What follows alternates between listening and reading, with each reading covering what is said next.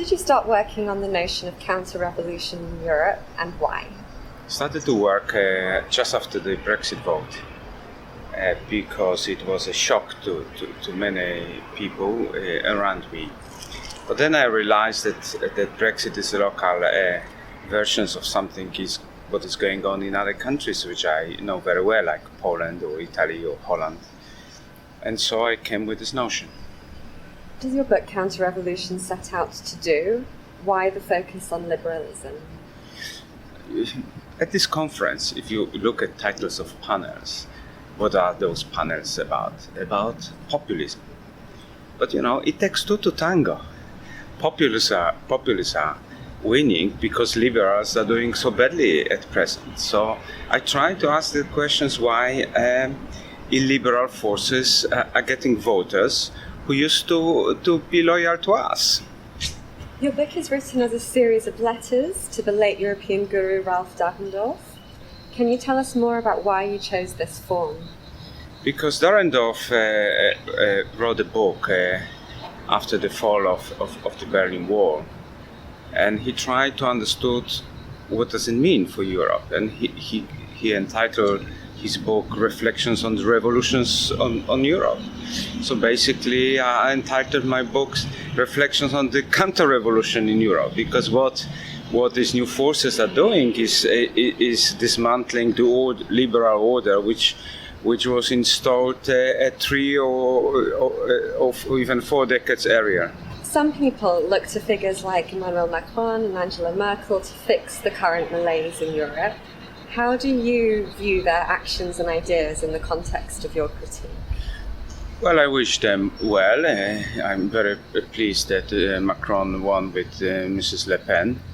But since he assumed the office, he betrayed a lot of his promises, and he antagonized many people in Europe. I don't think he offers sufficient leadership.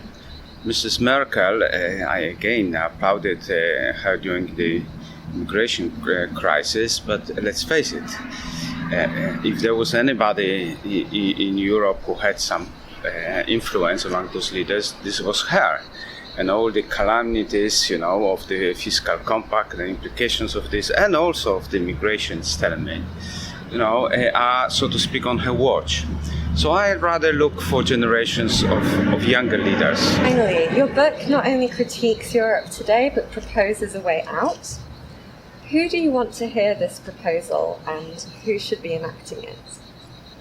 Look, I don't have high expectations of counter-revolutionaries. They fulfill the historical role of basically challenge the establishment and challenging all the weakness of the system we had over recent decades.